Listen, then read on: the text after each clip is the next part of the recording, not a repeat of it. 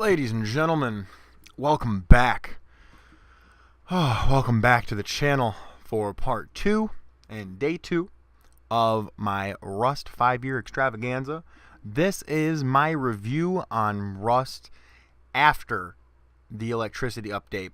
And I decided to do the pre and after review and a special video tomorrow dedicated towards Rust because it's a monumental time in Rust, because it is now 5 years old, and it also marks a giant landmark update for the game.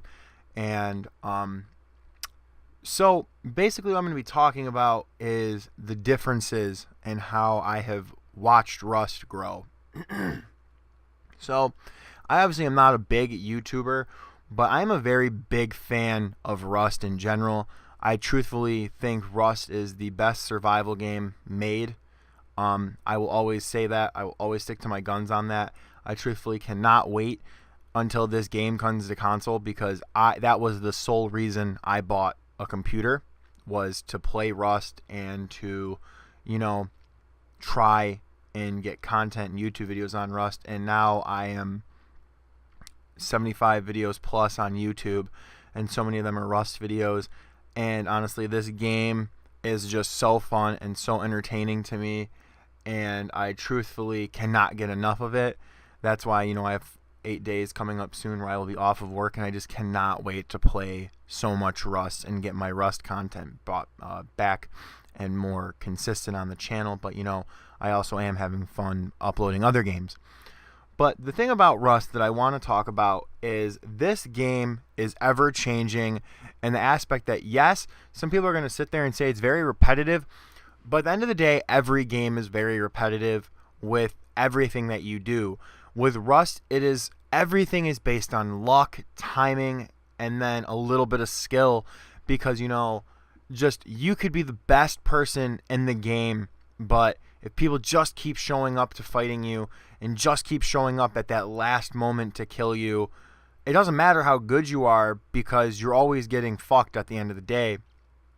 And now, with the electricity update, it's just so interesting on how the landscape of Rust is going to change, because now you have all of the electric trap bases and all of these base builds that are now going to be able to have like lockdown shelters and enforced armored bunkers that you can activate when someone starts to raid you. And it's just so interesting on how there have been so many metas and so many different ways to play this game, like the old bunker meta that Surge made very popular, when you could literally just close off your base, and your base at times would, if you had all armored, would be a minimum of 16 rockets. And then there is the meta of just, oh man, like then there was the time in Rust's history where you could literally change anyone's code block without even knowing it. And it just goes to show that this game just constantly is changing and is constantly evolving, and you can just tell Face Punch has stuck to their guns and just constantly is trying their best to keep it, afloat and keep it going well. And I personally think they're doing such a great job, because you have not only the copious amounts of landmarks in the map, but they still are trying to add different things and do different things to the game, like adding vehicles, adding possibly the domestication of animals, eventually a console port if that'll happen. And they keep adding weapons, gear, skins, and it just goes to show that these developers truly do listen to their, they try to listen to their community, and they try to do their best. And it's just like, you don't really see that too much nowadays.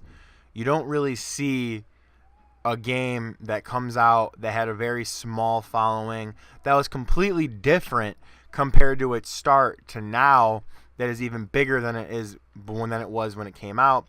And that's just such an awesome thing to see, because this game has changed lives. There are multiple YouTubers who, if it wasn't for this game and certain videos that they uploaded on this game, maybe they wouldn't be where they're at on YouTube.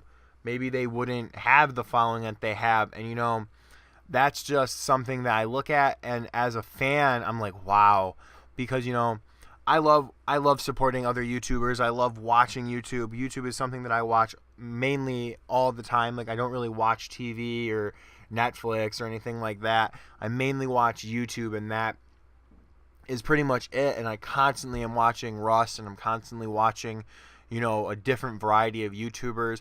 And that's another thing about Rust is the different play styles that people have. You know, on my channel, you can tell, like, my channel is very different, and I'm not like an H June, or I'm not like an HC4B, or I'm not like a Blueprint. Like, I'm just a solo kid who hardly knows how to shoot a gun that raids bases and records it. And then you have other people who, like Tesla, are running around with their big squads and their online rating, and they're doing all sorts of shit. And then you have people like Sir Winter and Vertigo, who have very story driven and very dramatic, in-depth videos. But then you also have OGs like Beach Hills, who is still doing it since forever, and you have Trowsy. And, you know, it's just so interesting and such a dynamic community, because at the end of the day, like, people will sit there, and yes, the Rust community is very toxic, but you will find good people in the community. You will find, you know, the people that will help you and will help you stay on the game. And that's why people keep going back, and that's why I keep going back, because, you know, at the end of the day, it's a video game, but it challenges you, and it just makes you want to play. It makes you want to get better. It makes you want to just improve your playstyle and improve your gaming, because the reward of that big juicy raid, the reward of finally beating that clan, or finally squad wiping these people and finally getting the loot, is just such a nice breath, and like, I finally did it. And that's why this game is so good to me, because it rewards you, because there is no easy way out. The only easy way out that you have is being a pussy and hacking, and that's not even like an easy way out, because you're wasting money and you're going to get banned.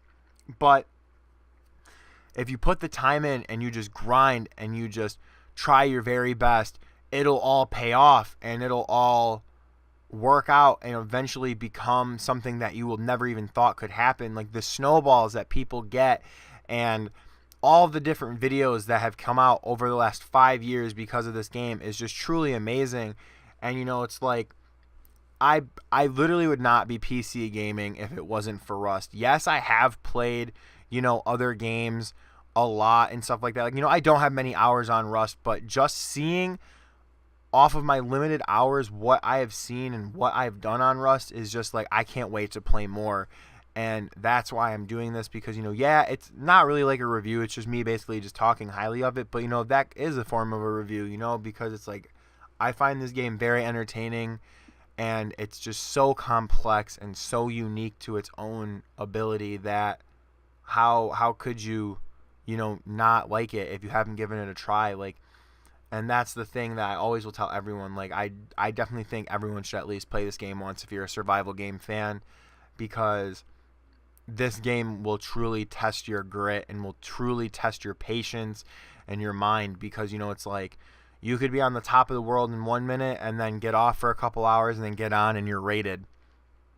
And that's just the harsh reality of this game, is nothing is guaranteed, nothing is promised, nothing is ever solid unless you have a big clan, or unless you have a big group to where you know you're going to be protected, to where you know you're going to be there and be able to secure your loot and protect your loot, you know. But like, if you're a solo or a duo or a trio, like, there is no guarantee that you're going to make it out the night. There is no guarantee you're going to have that full life.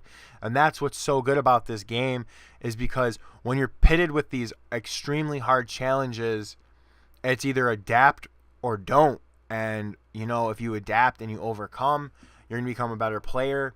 And it's just such a unique thing. But tomorrow, my next video for this, and we'll wrap up the Rust 5-year extravaganza, will be why I believe Rust is the best game, the best survival game. I will be including other Rust content creators stuff in the videos, which, you know, I have to thoroughly plan that out and make sure everything is okay with that. But you know, that's my second review on Rust, on why I like it after the post-electricity update. I hope you all enjoyed this video. It's been your local friendly neighborhood hero. I am Zanezy, and I love you all. Farewell.